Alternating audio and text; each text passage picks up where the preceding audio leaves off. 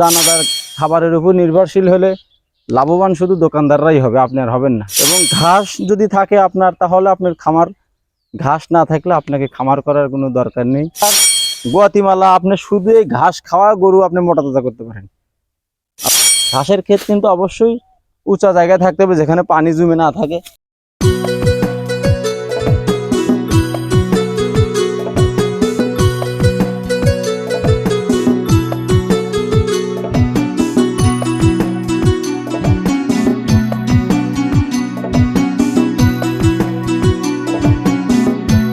মামা আপনি একটু দর্শক দেবেন, একটু কথা বলেন মানে এই ঘাস সম্পর্কে।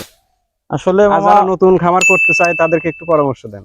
জি, আসলে খামার আপনি যখন চিন্তা করবেন যে খামার করব, তারও পূর্বে আপনাকে এই ঘাস লাগাবেন এই চিন্তাটা আগে রাখতে হবে মাথায়।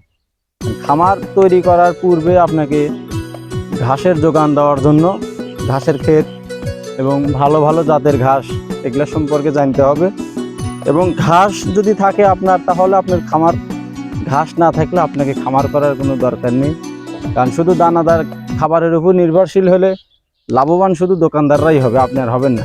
ও তাহলে যদি কেউ মানে ঘাস না থাকলে দানাদারের উপর যদি নির্ভর করেন কোনো খামারি ব্যক্তি, তাহলে আপনি নিশ্চিত লাভবান হবেন, আপনি লসের মধ্যে পড়বেন, লসের ভিতরে পড়ে যাবেন। আপনি পরে হিসাব মিলাতে পারবেন না, পরে দোষ হবে যে খামার করে লসগ্রস্ত হয়েছি, অন্যজন লাভ করে আমি লাভ করতে পারি না। এটা আসলে আপনার ব্যবস্থাপনায় ভুল, আপনার ডিরেকশনে ভুল।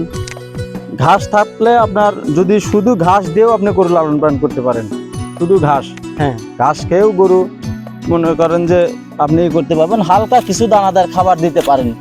কিন্তু আপনার যেরকম স্মার্ট নেপিয়ার, গুয়াতিমালা, আপনি শুধু এই ঘাস খাওয়া গরু আপনি মোটা তাজা করতে পারেন।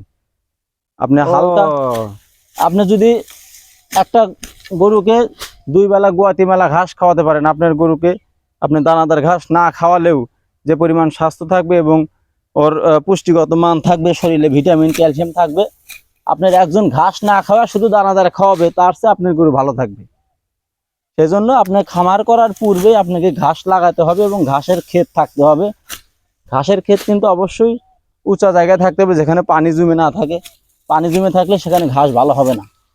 সেজন্য আপনাকে ঘাসের ক্ষেত নির্বাচন করতে হবে এবং ভালো জাতের ঘাস লাগাইতে হবে। যেমন আপনার স্মার্ট নেপিয়ার আছে, গুয়াতিমালা আছে, জারা ওয়ান আছে, এরকম জাতের অনেক ঘাস আছে, সেগুলা লাগাতে হবে। আমার এই ঘাসগুলো একটু পুরাতন ছিল, সেগুলা এখন আমি চেঞ্জ করে নতুন জাত নিয়ে আসছি, ওগুলা লাগাইতেছি। ও আপনার এখন পুরো খেতে গুয়াতিমালা ঘাস লাগাবেন? আমি করছি যে আমি গুয়াতিমালা লাগাবো আর স্মার্ট নেপিয়ার লাগাবো, এই দুইটাতে।